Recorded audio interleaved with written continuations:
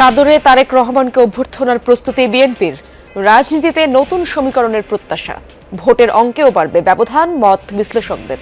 প্রত্যক্ষ উপস্থিত থাকা দুটার মধ্যে অনেক আকাশ পাতাল তফাৎ আছে। তারেক রহমানের সশরীরে উপস্থিতি বিএনপির জন্য একটা অনেক বড় প্লাস পয়েন্ট হিসাবে দাঁড়াবে। সুদানের সন্ত্রাসী হামলায় নিহত 6 বীর সেনা সদস্যের জানাজা আজ। সেনানিবাসে আনুষ্ঠানিকতা শেষে পাঠানো হবে নিজ নিজ ঠিকানায়, হবে রাষ্ট্রীয় মর্যাদায় দাফন।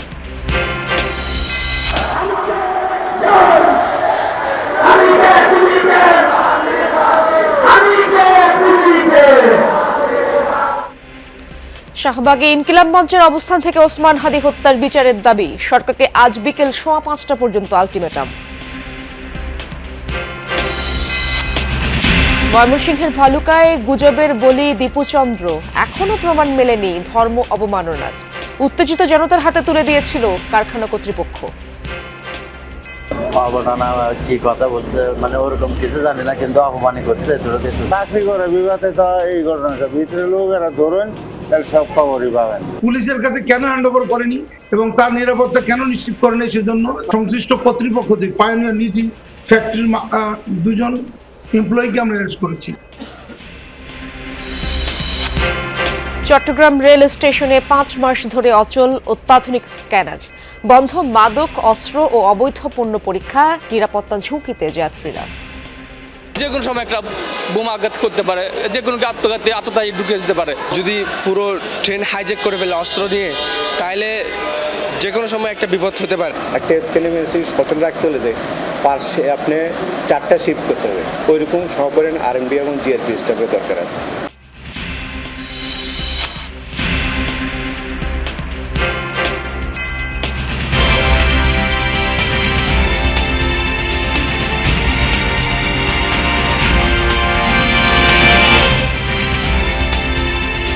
সাদর, সমাদর আর উৎসব মুখর পরিবেশে তারেক রহমানের স্বদেশ প্রত্যাবর্তন স্মরণীয় করে রাখার প্রস্তুতি নিচ্ছে বিএনপি। পুরোপুরি প্রস্তুত বাড়ি, গাড়ি ও রাজনৈতিক কার্যালয়। প্রায় 17 বছর পর তারেক রহমানের দেশে ফেরার সিদ্ধান্তে সাংগঠনিক শক্তি বৃদ্ধির পাশাপাশি কেটে যাবে দলের নেতৃত্ব সংকট, এমন মত বিএনপি নেতা গয়েশ্বর চন্দ্র রায়ের। রাজনৈতিক বিশ্লেষক সিদ্দিকুর রহমান খান মনে করেন, ভারপ্রাপ্ত চেয়ারম্যানের উপস্থিতি ভোটের অঙ্কে প্রতিপক্ষ রাজনৈতিক দলগুলোর সাথে বিএনপির আরও ব্যবধান তৈরি করবে। আরেফিন শাকিলের প্রতিবেদনে বিস্তারিত। গুলশান এভিনিউর শুভ্র দুতি ছড়ানো বাড়িটি অপেক্ষায় তার কাঙ্ক্ষিত অতিথি বরণে। 1.5 বিঘা জমির উপর নির্মিত বাড়িটি জিয়াউর রহমানের মৃত্যুর পর খালেদা জিয়াকে বরাদ্দ দেন তৎকালীন রাষ্ট্রপতি বিচারপতি আব্দুস সাত্তার। লন্ডন থেকে ফিরে স্মৃতি বিজড়িত এই বাড়িতেই থাকবেন তারেক রহমান, যা খালেদা জিয়ার বাসা ফিরোজা লাগোয়া। বাড়ির মতোই তারেক রহমানের জন্য প্রস্তুত বুলেট প্রুফ গাড়ি, সেই সাথে চেয়ারপারসনের গুলশান কার্যালয়ে মহাসচিবের রুম সংস্কার করে ভারপ্রাপ্ত চেয়ারম্যানের জন্য বরাদ্দ দিয়েছে বিএনপি। নয়াপল্টনেও আলাদা কক্ষ প্রস্তুত করা হয়েছে। কয়েক মাস ধরে চলা এই প্রস্তুতি শেষে তারেক রহমানের দেশে ফেরার ঘোষণায় স্বস্তি আর প্রত্যাশার হাওয়া বইছে বিএনপির নেতাকর্মীদের মাঝে। আপামর জনতা অপেক্ষায় প্রহর গুনছেন যে চেয়ারম্যান সাহেব আসবেন। বাংলাদেশ গণতান্ত্রিক চর্চায় সমাজনীতি, রাজনৈতিক বাংলাদেশের প্রেক্ষাপট পরিবর্তন হয়ে যাবে। তার এই আগমন বাংলাদেশের নতুন বাংলাদেশের জন্য একটি দিগন্তকারী মাইলফলক হবে ইনশাল্লাহ। যদিও শেখ হাসিনার পতনের পর তারেক রহমানের দেশে ফেরা বিলম্ব হয় সমালোচনার মুখে পড়ে বিএনপি। তফসিল ঘোষণার 2 সপ্তাহ পর তারেক রহমানের আগমন বিএনপি রাজনীতি ও নির্বাচনে কতটা ভূমিকা রাখতে পারে? টেলিফোনে পেয়ে যাওয়া আর উনি প্রত্যক্ষ উপস্থিত থাকা দুটার মধ্যে অনেক আকাশ পাতাল তফাৎ আছে। তার আশার মধ্য দিয়ে দল উজ্জীবিত হবে। এটা রাজনৈতিক দলের নেতৃত্ব সামনে থাকলে যে পরিপূর্ণতাটা, সেই পরিপূর্ণতাটা লাভ করবে। এই এয়ারপোর্টকে কেন্দ্র করে আগমন, অনেক মানুষের আগমন ঘটছে, সে আগমনের আমরা দেখছি তা অনেক বেশি অতিক্রম করবে। রাজনীতি বিশ্লেষক সিদ্দিকুর রহমান খান অবশ্য মনে করেন, এই ঘটনা বিএনপি চেয়ে দেশের জন্যই বেশি প্রয়োজন ছিল। দেশ বিদেশি রাজনৈতিক নানা সমীকরণ নিরসনে তারেক রহমান বড় নিয়ামক শক্তি হবে বলে ধারণা তার। নির্বাচনী না, সামগ্রিক রাজনৈতিক তৎপরতার ক্ষেত্রে এক ধাপ এগিয়ে নিবে। আর বাংলাদেশের সামগ্রিক রাজনীতিতে যেটা বলছে যে আমরা একটা চরম সংকটের মধ্যে দিয়ে যাচ্ছি, সেই সংকটের মধ্যে তারেক রহমানের মতো একজন কি বলবো যে উদ্ভাবনী ক্ষমতা সম্পন্ন রাজনীতিবিদের যে উপস্থিতি এবং সেইখানে সেটা সরকারের জন্য খুব সহযোগিতা হবে। তো সবকিছু মিলিয়ে এই নির্বাচনে তারেক রহমানের সশরীরে উপস্থিতি বিএনপির জন্য একটা অনেক বড় প্লাস পয়েন্ট হিসাবে দাঁড়াবে। তারেক রহমানের দেশে ফেরা স্মরণীয় রাখতে নানা পরিকল্পনা আর প্রস্তুতি নিচ্ছে বিএনপি। এয়ারপোর্ট থেকে সরাসরি যাবেন এভার কেয়ারে। আরফিন শাকিল, যমুনা নিউজ, ঢাকা। সুদানের সন্ত্রাসী হামলায় নিহত 6 বীর সেনা সদস্যদের জানাজা আজ ঢাকা সেনানিবাসের কেন্দ্রীয় মসজিদে অনুষ্ঠিত হবে। পরে নিজ নিজ ঠিকানায় রাষ্ট্রীয় মর্যাদায় হবে দাফন। হেলিকপ্টারের মাধ্যমে মরদেহ পাঠানোর পর যথাযথ সামরিক মর্যাদায় এই বীর সন্তানদের সমাহিত করা হবে। শনিবার আন্তঃবাহিনী জনসংযোগ পরিদপ্তর ISPR এর পাঠানো এক সংবাদ বিজ্ঞপ্তিতে এই তথ্য জানানো হয়। এর আগে শনিবার বেলা 11:05 ঢাকার হযরত শাহজালাল আন্তর্জাতিক বিমানবন্দরে মরদেহবাহী ফ্লাইটটি অবতরণ করে। বাংলাদেশ সেনাবাহিনীর chief of general staff lieutenant general Mizanur Rahman Shamim বিমানবন্দরে শান্তিরক্ষীদের মরদেহ গ্রহণ করেন। উপস্থিত ছিলেন ঊর্ধ্বতন সামরিক বেসামরিক কর্মকর্তারাও। সবাই দাঁড়িয়ে 1 মিনিট নীরবতা পালন করেন, সম্মান জানিয়ে দেন স্যালুট। গত 13 ডিসেম্বর সুদানের আবেই এলাকায় জাতিসংঘ শান্তিরক্ষা মিশনের একটি ঘাঁটিতে ড্রোন হামলা চালায় বিচ্ছিন্নতাবাদী সশস্ত্র গোষ্ঠী।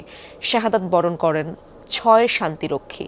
আহত 9 জনের সবাই শঙ্কামুক্ত রয়েছেন, তবে কেনিয়ার হাসপাতালে চিকিৎসাধীন 8 জন। বিপ্লবীরা মরে গেলে চেতনা মরে যায় না, আরো ছড়িয়ে পড়ে। ষড়যন্ত্র করে হাদিদের সরিয়ে দেওয়া হয়েছে এমন মন্তব্য করেছেন জামায়াতের আমির ডক্টর শফিকুর রহমান। আজ বাদ ফজর ওসমান হাদির কবর জিয়ারত শেষে এসব কথা বলেন জামায়াতের আমির। তার দাবি, সরকার যা করছে তাতে জনগণ অসন্তুষ্ট। দ্রুত খুনিদের আইনিভাবে শাস্তি নিশ্চিতের দাবি তোলেন তিনি। আরও বলেন, বর্তমানে রাজনৈতিক দলগুলোর উপর অনেক দায়িত্ব, কারণ ব্যক্তি বা দল নয়, জাতি বড় কথা। ডক্টর শফিকুর রহমানের দাবি, এই জাতির জন্য সর্বোচ্চ দিয়ে লড়ে যাবে জামায়াত ইসলাম। আসন্ন নির্বাচন ফেব্রুয়ারিতেই হবে এমন আশাবাদ ব্যক্ত করেন ডক্টর শফিকুর রহমান। বলেন, ভোট যেন অবাধ এবং সুষ্ঠু হয় এমন প্রত্যাশা জামায়াতের।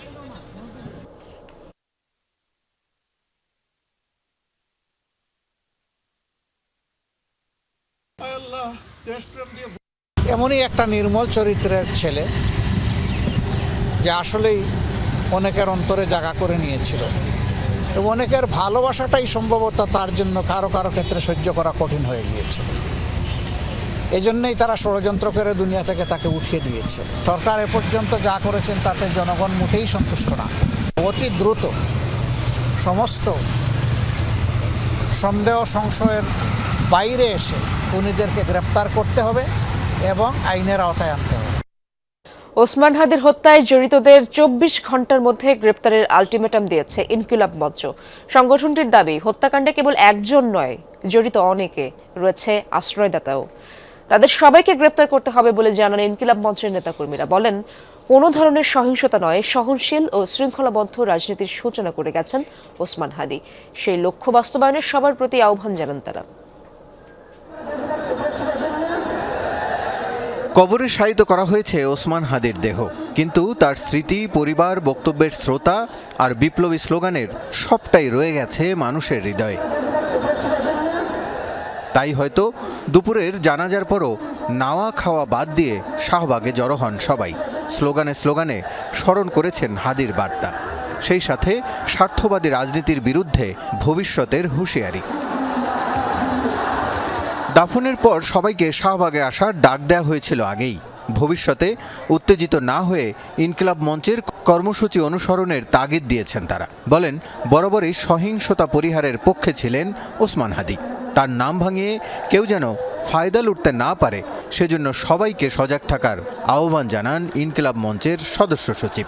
দেশি বিদেশি বিভিন্ন ষড়যন্ত্র হচ্ছে, তারা যাচ্ছে ওসমান হাদি যে লড়াইটা শুরু করছে, এই লড়াইটা যাতে কোনোভাবেই ফোকাসে না থাকে, এই জন্য দেখবেন যে গুলিবিদ্ধ হওয়ার পর থেকে বিভিন্ন জায়গায় বিভিন্ন লোক সাবোটেজ করা শুরু করে দিয়েছে। দেখছেন না তারা?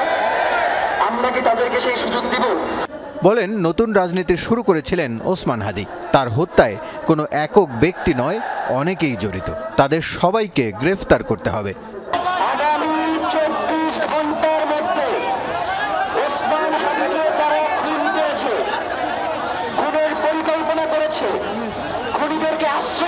করেছে, খুনের সহায়তা করেছে, প্রত্যেককে গ্রেফতার করে বিচারের মুখোমুখি করতে হবে। এবং এই যে বিগত 172 ঘন্টা সরকারের পক্ষ থেকে কি কি পদক্ষেপ নেওয়া হয়েছে আমরা জানতে চাই।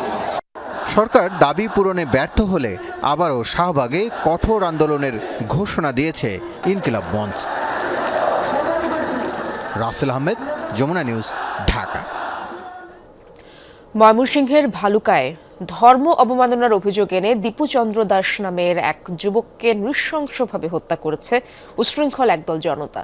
তবে কখন, কোথায়, কিভাবে ধর্ম অবমাননা করেছে দীপু তার কোনো তথ্য প্রমাণ মেলেনি। সিসিটিভির ফুটেজে দেখা যায় ধর্ম অবমাননার গুজবে যখন উত্তেজিত জনতা পায়োনিয়ার নেটওয়ার্কসের সামনে অবস্থান নেয়, তখন তাদের হাতে দীপুকে তুলে দেয় ফ্যাক্টরি কর্তৃপক্ষ। সংঘাত তৈরি নাকি ব্যক্তিগত আক্রোশে গুজব ছড়ানো হয়েছে সেসব মাথায় রেখে ঘটনার তদন্ত করছে আইনশৃঙ্খলা বাহিনী। ধর্ম অবমাননা গুজবে যখন উত্তেজিত জনতা পায়োনিয়ার নেটওয়ার্কস লিমিটেডের সামনে অবস্থান নেয়, তখন দীপু চন্দ্র দাসকে জনতার হাতে তুলে দেয় কারখানা কর্তৃপক্ষ। এর আগে দীপু চন্দ্র দাসকে অফিসে বসিয়ে দেনদরবার করা হয়। কে বা কারা তার বিরুদ্ধে অভিযোগ করেছে, কখন, কোথায়, কিভাবে দীপু ধর্ম অবমাননা করেছে, এসব প্রশ্নের উত্তর জানতে গেলে ভালুকায় ফ্যাক্টরিতে ঢুকতে দেয়া হয়নি যমুনা টিভিকে। গেটে এসেও কথা বলেননি কোনো কর্মকর্তা। ফ্যাক্টরির কর্মচারী ও আশপাশের দোকানিরা শুধু একে অপরের মুখে শুনেছেন ধর্ম অবমাননার কথা। মানুষে বলছে যারা তো অনেক লোকেই মারছে, অনেক মানুষে বলছে যে সে খারাপ মন্তব্য করছে লেগে তারা মারছে। এগুলা জানি না, এগুলা বিষয়ে এখনো জানি না। ফেসবুকে পোস্ট দিছে না সাল্লাল্লাহু আলাইহি সাল্লামের কে অবদান কি কথা বলছে, মানে ওরকম কিছু জানি না, কিন্তু অপমানই করছে কিছু।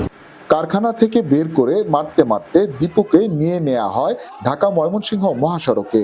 ধর্ম অবমাননার কথা শুনে যোগ দেয় কয়েকশো মানুষ। চাকরি করে বিবাদে তো এই ঘটনাটা ভিতরে লোকেরা ধরুন তাহলে সব খবরই পাবেন। আমরা তো সঠিক কইতে পারবো না। মানে একটা লোক আইনা লটকায় এই বলতো আমরা চলে গেছি জার্জেন্ট করে বয়ে অনেক মানুষ না। হত্যাকাণ্ডের সময়ের ফুটেজ বিশ্লেষণ করতে গিয়ে আইন শৃঙ্খলা বাহিনীর চোখ পড়ে এই ব্যক্তির উপর। নাম তারেক। মাঠ ধরে অংশ নেয়া তারেক দীপু চন্দ্র দাসেরই সহকর্মী। একই ফ্যাক্টরিতে সহকারী সুপারভাইজার পদে চাকরি করে। এরই মধ্যে র্যাবের হাতে তারেক সহ গ্রেফতার হয়েছে কয়েকজন। র্যাব বলছে ধর্ম অবমাননার কোনো তথ্য প্রমাণ এখনো পাওয়া যায়নি।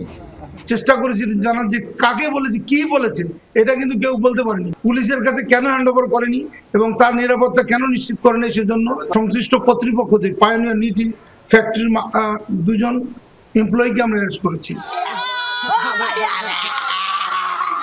নিহত দীপুর পরিবারের অভিযোগ, সত্য মিথ্যা যাচাই করেনি কেউই।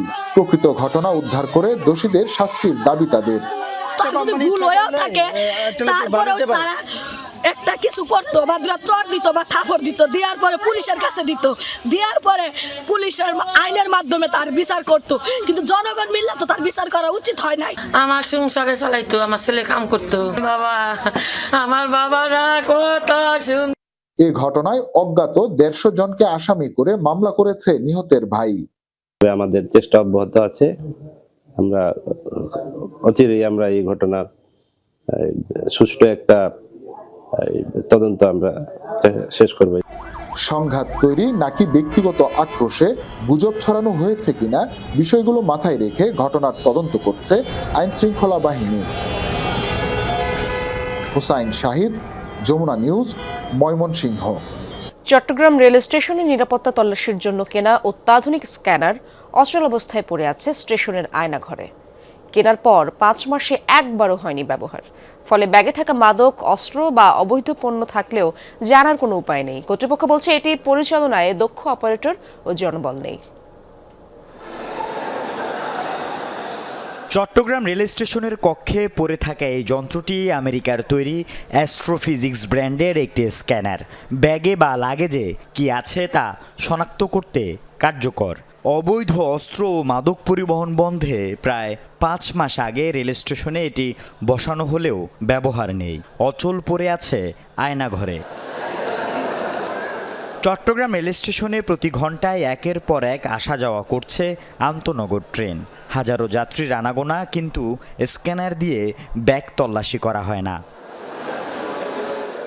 বিদেশ থেকে আনা অত্যাধুনিক স্ক্যানার অব্যবহৃত অবস্থায় ফেলে রাখা নিয়ে উঠছে নানা প্রশ্ন। এতে করে অপরাধীরা সহজে মাদক, অস্ত্র বা অবৈধ পণ্য পরিবহনের সুযোগ পাচ্ছে বলছেন যাত্রীরা। ভালো মানুষ যাচ্ছে খেয়ে যাচ্ছে, কিভাবে বুঝবেন? স্ক্যানিং করে গিয়ে লাকিজের মধ্যে বোঝা যাবে ওটা অস্ত্র নিচ্ছে নাকি অন্য কিছু নিচ্ছে। যে কোনো সময় একটা বোমা আঘাত করতে পারে, যে কোনো আততায়ী ঢুকে দিতে পারে। ওপেন রাস্তার মধ্যে শুট করতেছে, সেখানে এত বড় একটা স্টেশন, এটা তো নিরাপত্তাহীনতায় ভুগতেছে। আতঙ্কবাদীরা যদি বোম ব্লাস্ট করে বা ডাকাত দল যদি ঢুকে পড়ে, যদি পুরো ট্রেন হাইজ্যাক করে ফেলে অস্ত্র নিয়ে, তাহলে যে কোনো সময় একটা বিপদ হতে পারে। যাত্রীদের এই শঙ্কার বাস্তব রূপও দেখা যাচ্ছে প্রায়। ট্রেন হয়ে উঠছে মাদক চোরাচালানের নিরাপদ রুট। চলতি মাসেও 2 যাত্রীর কাছে 4000 পিস ইয়াবা পেয়েছে র্যাব। যাত্রীদের সময় বাঁচাতে স্ক্যানিং বন্ধ। প্রথমে এমন মন্তব্য করে বিষয়টি এড়িয়ে যেতে চাইলেও পরে এটি পরিচালনায় দক্ষ অপারেটর ও জনবল ঘাটতির কথা জানান এই কর্মকর্তা। অনেক যাত্রী আসে ট্রেন ছাড়ার পূর্ব মুহূর্তে, ওই সময় যদি স্ক্যান করতে যাই তাহলে ওই যাত্রী ট্রেন মিস করবে। বাস্তবতা যেটা, স্ক্যানিংয়ের জন্য আলাদা কোনো জনবল আমাদের এখনও নাই। একটা স্ক্যানিং মেশিন সচল রাখতে হলে যে আপনি 4টা শিফট করতে হবে, 4 শিফটে আপনার 8 জন আর 2 জন স্পেয়ার 10 জন লোক লাগবে। ওইরকম সহপরিমাণ আরএমবি এবং জিআরপি স্টাফের দরকার আছে। গত জুলাই মাসে চট্টগ্রাম স্টেশনে বসানো হয় স্ক্যানারটি। আগস্টে রেল পুলিশ প্রধানের পরিদর্শনের দিন এটি চালুর চেষ্টা করেও ব্যর্থ হন দায়িত্বপ্রাপ্তরা। আল আমিন শিকদার, যমুনা নিউজ, চট্টগ্রাম। রাজধানীর মিরপুরে এনসিপির 6 নেতাকর্মীর ওপর হামলা ও কুপিয়ে জখমের ঘটনা ঘটেছে। শনিবার সন্ধ্যায় পুলিশে ধরিয়ে দিতে এক আওয়ামী লীগ নেত্রীর বাসায় যায় এনসিপির স্থানীয় নেতাকর্মীরা। এ সময় পুলিশের উপস্থিতিতেই এনসিপি নেতাকর্মীদের উপর ঘটে হামলা। পরে ঘটনাস্থল থেকে আহতদের উদ্ধার করে হাসপাতালে নিয়ে যায় আইনশৃঙ্খলা বাহিনী। আহতদের অভিযোগ, স্থানীয় বিএনপি নেতা হারুন ও কামালের নেতৃত্ব হয়েছে এই হামলা। তাদের সাথে পারিবারিক ও ব্যক্তিগত সম্পর্ক রয়েছে ওই নেত্রীর। তবে এই ঘটনায় এখন পর্যন্ত কোনো মামলা বা লিখিত অভিযোগ দায়ের করা হয়নি।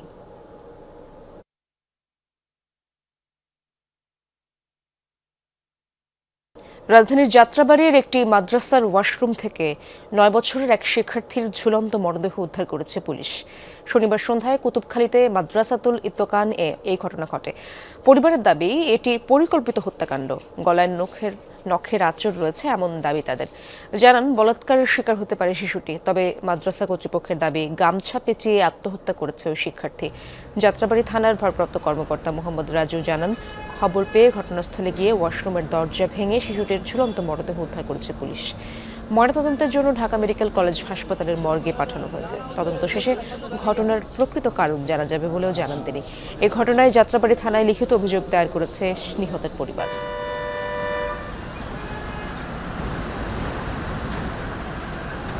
প্রথমে একটা ডিল করেছি, দেখা যায়নি।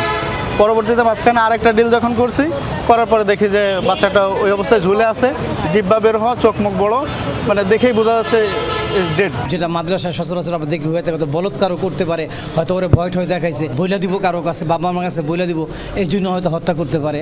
অবুঝ একটা শিশু, হ্যাঁ সুইসাইডকে এই জিনিসটাই বোঝে না, হ্যাঁ কেমনি আত্মহত্যা করে আমাদের প্রশ্ন। আমরা এটা এই হত্যার বিচার চাই। শর্ট টাইমের মধ্যে এটা আসলে প্রকৃত কারণ কি, বিহাইন্ড দ্য সিন কি, কেন একটা ছোট বাচ্চা আসলে সুইসাইড মতো এরকম একটা ঘটনা ঘটেছে, কিভাবে বা কেন ঘটলো, এটা সব ইনশাল্লাহ পেয়ে যাবো আর কি। ভালো নেই বাংলাদেশের শ্রমবাজার। গেল 10 মাসে বিশ্বের বিভিন্ন দেশ থেকে কমপক্ষে 64,000 কর্মীকে ফেরত পাঠানো হয়েছে। একই সময় মরদেহ ফিরেছে 4,000-এরও বেশি। কিন্তু কমেনি অনিয়মিত মানব পাচার। পাচারের নতুন রুট কলকাতা, নেপাল, মিয়ানমার সীমান্ত। অবৈধভাবে পাঠানো হচ্ছে দুবাই, লিবিয়া ও রাশিয়ার মতো দেশেও। দালাল চক্রের প্রতারণা বাড়লেও সংকট মোকাবেলায় নেই সরকারের দৃশ্যমান উদ্যোগ। আহমেদ রেজার প্রতিবেদনে থাকছে বিস্তারিত। চোখে মুখে ছিল উন্নত জীবনের স্বপ্ন, কিন্তু লিবিয়া থেকে বাংলাদেশে যখন পা রেখেছেন এই প্রবাসীরা, তখন সব হারিয়ে রিক্তসিক্ত গল্পের পরাজিত চরিত্র এক একজন। হাতের কবজি হারায়া তারপরে দীর্ঘদিন থাকার পরে এই যে গত 1 তারিখে আমার মাফিয়া তুলে নিয়ে গেছিল, মাফিয়া তুলে নিয়ে গিয়ে 9.5 লক্ষ করে টাকা আদায় করছে। মাফিয়া চক্রের খপ্পরে পড়ে কেউ হারিয়েছেন শরীরের অঙ্গ, ফেরেনি তাদেরই সতীর্থ অনেকেই। স্বপ্নযাত্রার মিছিলে যাদের শেষ পরিণতি হয়েছে মৃত্যুযাত্রা। 1000-এর মতো লোক আছে যেখানে, সবাই বাংলাদেশে। 50 লক্ষ টাকা দিয়েও তার একটা হাত হারাইছে। এভাবে পিস্তল ধরার পরে মনে করেন ধরেন কোবানের চোটে যারা মরবি তাকে কম্বল দিয়ে পেয়েছে মনে করেন ধরেন লিবির গাড়ি তুলে দিয়ে সাগরের উড়লে ফেলে দিয়ে আসে। রাশিয়া যাওয়া এমডি সোহেল এখন লড়াই করছেন ইউক্রেনের রণক্ষেত্রে। লক্ষ লক্ষ টাকা খরচ করে মস্কোয় যাওয়া রাজবাড়ির নজরুল নিহত হয়েছেন একই যুদ্ধে, যার মরদেহ ফেরানো অনিশ্চিত। যদি লাশটা থাকে আমি সে লাশটা আমি দেশে আনতে যাই, অন্তত আমার 4টে মেয়ে ওর বাবার লাশ দেখুক। রাশিয়া ও লিবিয়ায় এমন অবৈধ পথে অভিবাসন প্রার্থীদের সংখ্যা বাড়ছে ক্রমান্বয়ে। চক্রের মূল হোতাদের আইনশৃঙ্খলা বাহিনী মাঝে মাঝে আটক করলেও নীতি নির্ধারণী পর্যায়ে নেই দৃশ্যমান উদ্যোগ। মাদারীপুর বা শিবচরের একটা দালালের কতটুকু ক্ষমতা, সে তো তার বাংলাদেশের বাইরে হতে একবারও যায়নি। তো তাকে পুষছে যারা, তাদেরকে আমাদের আইনের আওতায় আনাটা সম্ভব, কিন্তু আমি প্র্যাকটিক্যালি আপনাকে যে কথাটা বলছি অনেক জটিল, অনেক জটিল। গ্রাম থেকে শহর, শহর থেকে সীমান্ত, তারপর কলকাতা বা নেপাল, পরের অংশে দুবাই অথবা লিবিয়া। এই পুরো যাত্রা পরিচালিত হয় দালাল, হোতা ও মধ্যস্বত্বভোগীদের একটি বহুস্তর নেটওয়ার্কের মাধ্যমে। সকলকে নিয়ে একটা টিম করতে হবে, একটা মানে কম্প্যাক্ট একটা যদি আমরা ড্রাইভ দিতে পারি, আমরা যদি এই সমস্যা সমাধান করার জন্য সচেষ্ট হতে পারি, সেখানে পৃথিবীর কোনো সমস্যা নাই যে সমস্যাটা মানুষ চাইলে সমাধান করতে পারে না। ভালো চাকরি, লোভনীয় বেতন, দ্রুত ভিসা, কিন্তু বাস্তবে ঘটে আর্থিক প্রতারণা ও মানব পাচারের ফাঁদ। লিবিয়া রুটে যাওয়া অভিবাসন প্রত্যাশীরা পরে চরম হয়রানিতে। ঝুঁকিপূর্ণ এই সমুদ্রপথেই ঘটে সবচেয়ে বেশি প্রাণহানি। ফরিদপুর, রাজবাড়ী, ময়মনসিংহ, লক্ষ্মীপুর এই জায়গাগুলোতে রাশিয়ার যুদ্ধে গিয়েছে এরকম অসংখ্য পরিবার আমাদের কাছে এসেছে। তো ভীষণ দুঃখজনক হলেও এই মানব পাচার বা স্মাগলিং অফ মাইগ্রেন্টস এই কাজগুলো দেখার জন্য, অর্থের লেনদেন বোঝার জন্য আমাদের যেই প্রযুক্তিগত বিশেষজ্ঞদেরকে নিয়ে কাজটা করার দরকার ছিল, আমরা সেখান থেকে অনেক পিছিয়ে আছি। গত 10 মাসে বিশ্বের বিভিন্ন প্রান্ত থেকে 63,952 জন বাংলাদেশি কর্মীকে দেশে ফেরত পাঠানো হয়েছে। এছাড়া মরদেহ ফিরেছে 4,169 জনের। আহমেদ রেজা, যমুনা নিউজ, ঢাকা। সুদানের সন্ত্রাসী হামলায় নিহত 6 বীর সেনা সদস্যের জানাজা আজ ঢাকা সেনানিবাসের কেন্দ্রীয় মসজিদে অনুষ্ঠিত হবে। পরে নিজ নিজ ঠিকানায় রাষ্ট্রীয় মর্যাদায় হবে দাফন। ঢাকা সেনানিবাসে রয়েছেন আমার সহকর্মী আহমেদ রেজা, সেখানকার অবস্থা জানার চেষ্টা করব। রেজা, কখন নাগাদ জানাজা অনুষ্ঠিত হতে পারে এবং প্রস্তুতি দেখছেন কেমন সেখানে? ঈশ্বর প্রস্তুতি আসলে সম্পন্ন হয়ে গেছে, আর অল্প কিছুক্ষণ পরেই, অর্থাৎ নির্ধারিত সময় যে 8:30 নির্ধারিত ছিল, সে সময় আসলে এই ঢাকা সেনানিবাসের কেন্দ্রীয় জামে মসজিদে সেই জানাজা অনুষ্ঠিত হবে। আমি একটু আপনাদেরকে দেখাতে চাই এখন আসলে যে পূর্ব প্রস্তুতি, শেষ মুহূর্তের পূর্ব প্রস্তুতি, সেটি আসলে চলছে। আপনি জানেন যে বাংলাদেশ সেনাবাহিনীর 6 জন সদস্য সুদানের আবেইতে মূলত যেই ড্রোন হামলা কিংবা সহিংস ঘটনায় আসলে নিহত হয়েছিলেন, এবং তাদের 6 জনের মরদেহ কিন্তু গতকাল বাংলাদেশে আনা হয়েছে। এবং এখানে আজ মূলত জানাজা শেষে তাদের প্রত্যেকের মরদেহ তাদের নিজ নিজ এলাকা এবং গ্রামের বাড়িতে পাঠিয়ে দেওয়া হবে। এবং এই কার্যক্রমটি আসলে এখন যেভাবে পরিচালিত হচ্ছে, এবং আপনি দেখতে পাচ্ছেন যে মূলত বাংলাদেশের পতাকা মোড়ানো এবং জাতিসংঘের পতাকা মোড়ানো কফিনে এই 6 জন শান্তিরক্ষী বাহিনীর সদস্য, বাংলাদেশ সেনাবাহিনীর সদস্য, তারা আসলে এখানে রয়েছেন এবং তাদেরকে যথাযোগ্য রাষ্ট্রীয় সম্মাননা শেষে তাদেরকে আসলে দাফন করা হবে। এবং তারা তাদেরকে এই শান্তির জন্য তাদের এই যে জীবন উৎসর্গ, সেটিকে অনন্যভাবে তুলে ধরতে এই আয়োজনকে বলা হচ্ছে বাংলাদেশ সেনাবাহিনীর পক্ষ থেকে এবং একই সাথে জাতিসংঘের পক্ষ থেকে। এবং এখানে জাতিসংঘের প্রতিনিধি এবং বাংলাদেশ সেনাবাহিনীর উচ্চপদস্থ কর্মকর্তারা, তারাও কিন্তু রয়েছেন। আর অল্প কিছুক্ষণ পরেই মূলত সেই যে জানাজাটি সেটি শুরু হবে এবং তারপর পরেই মূলত দেশের বিভিন্ন প্রান্তে, বিশেষ করে কুড়িগ্রামে, নাটোরে, কিশোরগঞ্জে এই এলাকাগুলোতে যাদের মরদেহগুলো রয়েছে সেই সমস্ত এলাকাগুলোয় আর এই মরদেহগুলো ক্রমান্বয়ে পাঠানো হবে। তবে সেই প্রস্তুতি আসলে ইতিমধ্যে নেওয়া হয়েছে যে এখন যে আনুষ্ঠানিকতা রয়েছে মূলত নামাজের জানাজা সেটি অনুষ্ঠিত হওয়ার একদম শেষ মুহূর্তে রয়েছে। সবাই প্রস্তুতি নিচ্ছেন এবং এখানে মূলত যে যারা যুক্ত হয়েছেন তারাও তাদের বিদেহী আত্মার মাগফিরাত কামনা করবেন এবং দিন শেষে একটি কথা তারা জানান দিবেন, বাংলাদেশের এই সৈনিকরা যারা বাংলাদেশের গৌরব, বিশ্ব শান্তি প্রতিষ্ঠায় অকুতভয় হিসেবে নিজের জীবনকে বিলিয়ে দিয়েছেন, সেই গল্প, সেই অনুপ্রেরণামূলক গল্পগুলোই হয়তো প্রজন্ম থেকে প্রজন্মে, নতুন প্রজন্মের কাছে আলাদাভাবে তুলে ধরার প্রয়াস হিসেবেই আজকের এমন আয়োজন। ইশরাত, ধন্যবাদ আপনাকে রেজা। নারায়ণগঞ্জ ৪ ও ৫ আসনে বিএনপির প্রার্থী না থাকায় হতাশা ও ক্ষোভ বিরাজ করছে দলের নেতাকর্মীদের মধ্যে। জেলার গুরুত্বপূর্ণ দুটি আসনে কে প্রার্থী হচ্ছেন তা নিয়ে চলছে ব্যাপক আলোচনা। সম্প্রতি নারায়ণগঞ্জ ৫ আসনে দলীয় প্রার্থী নির্বাচন থেকে সরে দাঁড়ানোর পর তৃণমূলের দাবি দলের পরীক্ষিত এবং জনপ্রিয়তা সম্পন্ন কাউকে মনোনয়ন দেয়া হোক। অন্যদিকে ফতুল্লা নিয়ে গঠিত নারায়ণগঞ্জ ৪ আসনের নেতাকর্মীরা বলছেন, জোটের প্রার্থীকে ছাড় দেওয়া হলে হাতছাড়া হতে পারে আসনটি।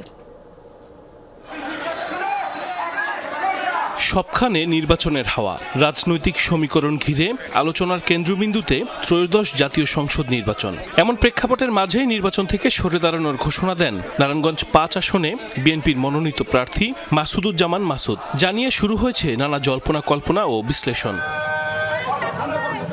এমন পরিস্থিতিতে আসনটিতে কর্মী সমর্থকদের নিয়ে মাঠে সক্রিয় নেতারা আশায় বুক বেঁধেছেন। তাদের মধ্যে আছেন বিএনপি নেতা ও শিল্পপতি আবু জাফর আহমেদ বাবুল, মহানগর বিএনপির সাবেক সভাপতি আবুল কালাম এবং কমিটির বর্তমান আহ্বায়ক অ্যাডভোকেট শাখাওয়াত হোসেন খান। তবে তৃণমূল নেতাকর্মীদের পছন্দের শীর্ষে শিল্পপতি বাবুল। বাবুল ভাই এমন একটা লোক, উনি একটা রিক্সাওয়ালা, একটা ফেরিওয়ালা, একজন শিল্পপতি, সবার সাথে তার সম্পর্ক। উনি যদি মন্ত্রীও হয়ে যায় তারপরে এই জায়গায় সপ্তাহে একদিন তারা পাইবেন। এলাকার মানুষ হিসাবে বাবুল সাহেব কেমন এটা আমার বর্ণনা করা লাগতো না, তৃণমূলের মানুষই বর্ণনা করুন। যদি ওনায় পায় তাহলে আমরা সবাই মিলিতভাবে ওনাকে ভোট দেওয়ার জন্য, জয়যুক্ত করার জন্য একসাথে কাজ করব। নেতাকর্মীদের সাথে একমত আবু জাফর আহমেদ বাবুল নিজেও জানান, হাইকমান্ড আস্থা রাখলে ভোটের মাধ্যমে আসনটি উপহার দিতে পারবেন দলকে। নির্বাচন যে আমাদের উত্তরণের পথ, বাংলাদেশ একটা সুষ্ঠু জায়গায় আসার জন্য যে গণতন্ত্রের দরকার, সেই জিনিসটা কিন্তু আমরা প্রত্যেকটা মানুষকে বুঝিয়ে দিচ্ছি। যদি পূর্ণ বিবেচনা হয় তাহলে আমি সম্ভবত মনে করি, আমি নিজে মনে করি যে আমি একজন যোগ্য প্রার্থী, সেই হিসাবে হয়তো আমার মূল্যায়ন হবে। এদিকে দেশের ২৭২টি আসনে বিএনপি তাদের প্রার্থীর নাম ঘোষণা করলেও নারায়ণগঞ্জ ৪ আসনে কোনো প্রার্থী দেয়া হয়নি। যদিও তৃণমূলের নেতাকর্মীরা বলছেন, রাজনৈতিক জোটের কারণে আসনটি শরিক দলকে দিতে চাইলে তা হবে আত্মঘাতী। তাদের দাবি, মাঠ পর্যায়ে জনপ্রিয়তা বিবেচনা করে প্রার্থী হিসেবে যুবদল নেতা মশিউর রহমানকে নির্বাচিত করা হোক। এখানে যদি জোটের প্রার্থী দেওয়া হয়, কোনো রকমে পাশ করা একেবারেই সম্ভব না। আর যদি আমাদের দলীয় প্রার্থী দেওয়া হয় তাহলে এই আসনটা রক্ষা করা যাবে। মশিউর রহমান রমি, নারায়ণগঞ্জ জেলা সদস্য সচিব, যুবদল। তার জন্য আমার অনুরোধ থাকবে, দোয়া থাকবে, আগামী নির্বাচনে তাকে দল মনোনয়ন দিয়ে এই আসনটি নিশ্চিত পার্লামেন্টে নিতে পারে। এর মতো লোক নারায়ণগঞ্জের ভিতরে আছে কিনা আমরা জানি না, তারপরেও আমরা আমগঞ্জে অনেক ভালো, কোনো ঝামেলা নাই, অনেক ভদ্রলোক। মনোনয়ন প্রত্যাশী মশিউর রহমান জানান, দলের ক্রান্তি লগ্নেও কর্মী সমর্থকদের নিয়ে দায়িত্ব পালন করেছেন তিনি। ২৪-এর ৫ আগস্টের পর সেই কাজে আরও গতি সঞ্চার হয়েছে। মনোনয়ন পেতে হাইকমান্ডের সিদ্ধান্তের অপেক্ষায় রয়েছেন বিএনপির এই নেতা। খুব গুরুত্বপূর্ণ একটি আসন। এই আসনটি সাধারণ মানুষ সহজভাবে এটা ছেড়ে দেবে না। দানের শীষ ছাড়া এই সাধারণ মানুষ এই আসনটি কাউকে দিবে না। নারায়ণগঞ্জবাসী এবং ফতুল্লাবাসী আমার উপর আস্থা রাখতে চায়। যদি আমাকে নমিনেশন দেওয়া হয় তাহলে সেই ক্ষেত্রে এই আসনটা খুব সহজভাবে বের হয়ে আসবে। দেশের দ্বিতীয় নদীবন্দর ও প্রধান বাণিজ্যিক কেন্দ্র হওয়ায় নারায়ণগঞ্জ জেলার গুরুত্ব আদিকাল থেকেই। জেলার আসন দুটিতে তৃণমূলের মতামতকে প্রাধান্য দিয়ে প্রার্থী ঘোষণা করবে দল, এমন প্রত্যাশা নেতাকর্মীদের। Saif Ahmed, Jamuna news. Mobile operator আর বেবি চকের টানাপোড়েনে আটকে আছে বিমানবন্দরের 3rd টার্মিনালের নেটওয়ার্ক বিস্তৃতি। বেবি চকের পক্ষ থেকে রাজস্ব ভাগাভাগি এবং তৃতীয় পক্ষের মাধ্যমে সেবা পরিচালনার শর্তে আপত্তি জানিয়েছে অ্যামটব। এমনকি রাষ্ট্রায়ত্ত সংস্থা বিটিআরসিও বিধি বহির্ভূত এমন প্রস্তাবে সম্মতি দেয়নি। এদিকে অপারেটরদের দাবি 3rd টার্মিনালের অবকাঠামোর কোনো ক্ষতি না করেই নেটওয়ার্ক সম্প্রসারণ সম্ভব। এজন্য সময় লাগে 4 থেকে 5 মাস। দৃষ্টিনন্দন 3rd টার্মিনালে আটকে আছে মোবাইল নেটওয়ার্ক স্থাপনের কাজ। এর কারণ মোবাইল অপারেটর এবং বেসামরিক বিমান চলাচল কর্তৃপক্ষ বেবি চকের টানাপোড়েন। অপারেটরদের দাবি প্রযুক্তি সমাধান দেয়া হলেও সাড়া পাননি তারা। তাদের কাছে বেবি চকের দাবি 3rd টার্মিনালে যাত্রীরা মোবাইল ব্যবহার করলে দিতে হবে রাজস্বের ভাগ। অ্যামটব বলছে এটি টেলিকমিউনিকেশনস আইন ও নীতি বহির্ভূত। অবকাঠামোর ক্ষতি বা ভাঙচুর না করেই সম্ভব নেটওয়ার্ক বিস্তৃতি। রেভিনিউ শেয়ারিংয়ের ব্যাপারে তারা বলে, যেটা কিনা মানে আমাদের এক্সিস্টিং টেলিকমিউনিকেশনস আইন বা আমাদের বিজনেস যে নীতিমালাগুলো রয়েছে বিটিআরসি কর্তৃক, সরকার কর্তৃক আমাদেরকে যেভাবে বলা হয়েছে সেটার সাথে কিছুটা সাংঘর্ষিক। এই বিষয়টা নিয়ে কিন্তু আমরা বেবি চককে বারবার জানিয়েছি যে তাদের যে বিকল্প প্রস্তাব, এভাবে নেটওয়ার্ক বিস্তৃতি করা অপারেটরদের জন্য কোনোভাবেই সম্ভব নয়। গত 3 বছরে বেবি চক এবং অ্যামটবের মধ্যে চিঠি চালাচালি হয়েছে 21 দফা। সবশেষ গত অক্টোবরে ডাক ও টেলিযোগাযোগ মন্ত্রণালয়ের হস্তক্ষেপ চেয়ে চিঠি দেয় অ্যামটব। 2 মাস পরও নিরসন হয়নি জটিলতা। বিকল্প হিসেবে তৃতীয় পক্ষের মাধ্যমে নেটওয়ার্ক তৈরি করে অন্যান্য অপারেটরদের তা শেয়ারিং করার প্রস্তাব দিয়েছে বেবি চক। অপারেটররা বলছে দেশের কোথাও এমন নজির নেই। এখানেও যে নিউট্রাল হোস্টটা করা হচ্ছে, সেই নিউট্রাল হোস্টের ক্ষেত্রে আমরা দেখেছি যে আবারও আসলে সেই আগের মডেলটাকে এই নিউট্রাল হোস্ট মডেলের মাধ্যমে আনা হচ্ছে, যেটা সম্পূর্ণ অনাকাঙ্ক্ষিত এবং সেসব জায়গায় কিন্তু একটা হাইব্রিড মডেলই প্রয়োজন হয়। সো সেখানে কিন্তু 3rd টার্মিনালের ছাদ নষ্ট করা বা তার যে অ্যাস্থেটিক যে জিনিসগুলো আছে সেগুলো নষ্ট করার কোনো ব্যাপার নেই। আমাদের প্ল্যানে কিন্তু সেগুলো কখনোই ছিল না। এসব বিষয়ে চেষ্টা করেও বেবি চকের বক্তব্য পাওয়া যায়নি। এদিকে মোবাইল নেটওয়ার্ক নিয়ে যখন টানাপোড়েন, তখন ব্রডব্যান্ড ইন্টারনেট সেবা দিতে প্রোভাইডাররা প্রস্তুত বলে জানাচ্ছেন আইএসপিএবি সভাপতি। জানালেন টার্মিনালের ভিতরে একাধিক বৈশ্বিক প্রতিষ্ঠান নেটওয়ার্ক তৈরি করেছে, সেবা দেওয়া যাবে নির্বিঘ্নে। ওনারা ইনশিওর করেছে যে সেই ডাক্টিংটা করা আছে। সেই ডাক্টিংটা যদি এক্সেস আমরা পাই, তাহলে সেই ক্ষেত্রে কোনো ধরনের অবকাঠামো চেঞ্জ কিংবা রেনোভেশন আবার করা কিংবা রিপেয়ার করা কিংবা আবার নতুন করে ভেঙে নতুন করে গড়া, সেটা করার প্রয়োজন হবে না বলে মনে করছি। আমাদেরকে যেটা উল্লেখ করেছে যে স্যামসাংয়ের মাধ্যমে একটা ওয়াইফাই জোন তৈরি করেছে, মানে আপ টু দ্য মার্ক থাকে, সেই ক্ষেত্রে আমরা ইন্টারনেট সার্ভিসটাও সেই নেটওয়ার্কের মাধ্যমে প্রোভাইড করতে পারবো। এর আগে 3rd টার্মিনালে 2024 সালে পরীক্ষামূলকভাবে নেটওয়ার্ক সচল করেছিল মোবাইল অপারেটররা। মাসুদুজ্জামান রবিন, যমুনা নিউজ, ঢাকা। সি ইউনিটের মাধ্যমে জাহাঙ্গীরনগর বিশ্ববিদ্যালয়ের 2025-26 শিক্ষাবর্ষের স্নাতক প্রথম বর্ষের ভর্তি পরীক্ষা শুরু হচ্ছে আজ। সকাল 9টা থেকে বিকেল 5টা পর্যন্ত 5টা 40 পর্যন্ত মোট 6 শিফটে অনুষ্ঠিত হবে পরীক্ষা। 29 ডিসেম্বর পর্যন্ত মূল পরীক্ষা আর ব্যবহারিক চলবে 1 জানুয়ারি পর্যন্ত। এবার প্রতি আসনের বিপরীতে 119 জন ভর্তি ইচ্ছুক লড়বেন। এ বিষয়ে আরো জানবো, সাভার থেকে যুক্ত হচ্ছেন আমার সহকর্মী মাহফুজুর রহমান নিপু। নিপু, জানাবেন পরীক্ষা কেন্দ্র সার্বিক পরিবেশ আপনি কেমন দেখছেন এবং শিক্ষার্থীরা কি বলছেন?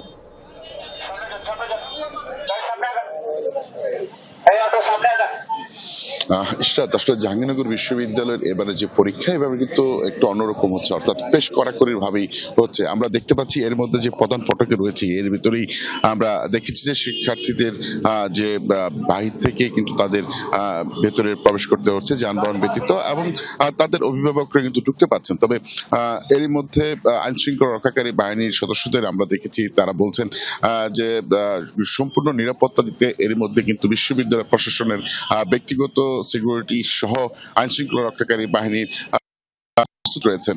আপনাকে একটু জানাতে চাই যে এবছর কিন্তু আজকে সকাল 9টা থেকে যে পরীক্ষাটি হচ্ছে, সি ইউনিটের প্রথম শিফটের পরীক্ষার মধ্য দিয়ে এবছরের ভর্তি পরীক্ষা কিন্তু শুরু হচ্ছে। ওই দিন 540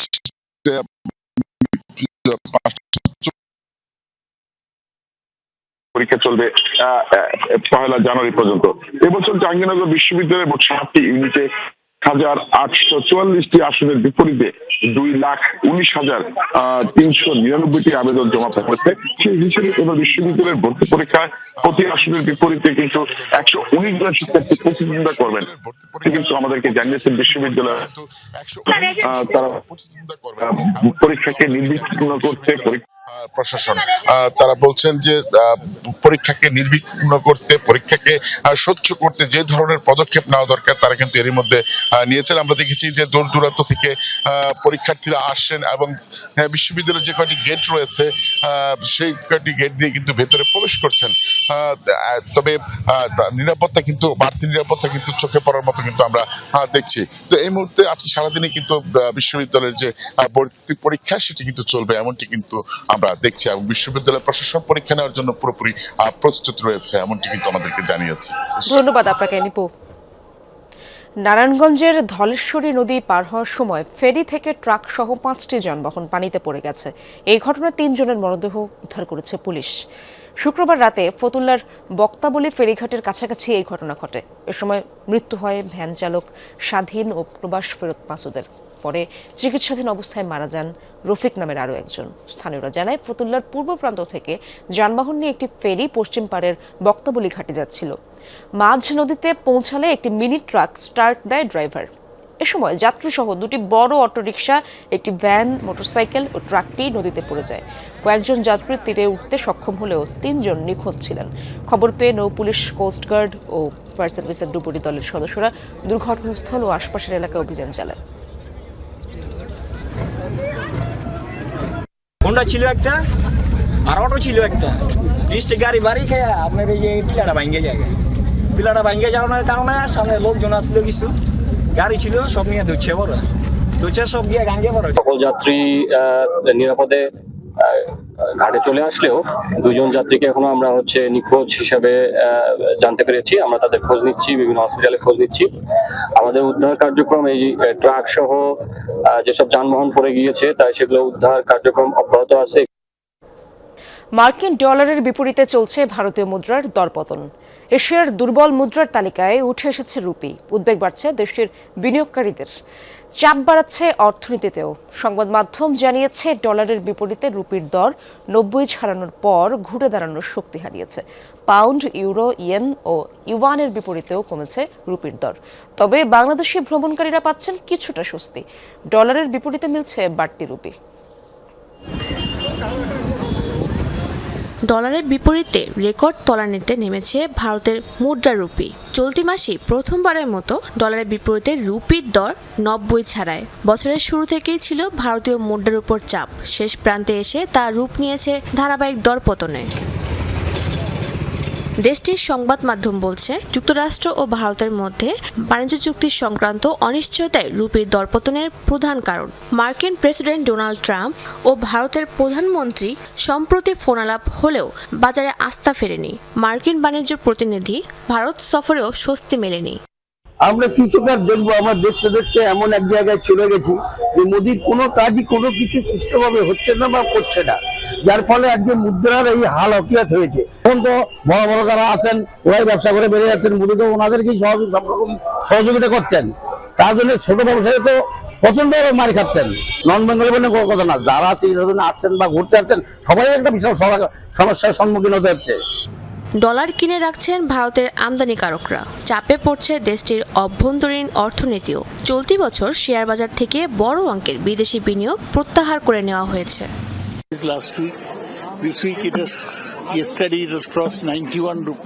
গত সপ্তাহে ডলারের বিপরীতে রুপির দর নেমে যায় 90-এ, আর এখন তা দাঁড়িয়েছে 91-এ, যা অর্থনৈতিক ব্যবস্থাপনার দুর্বলতারই ইঙ্গিত।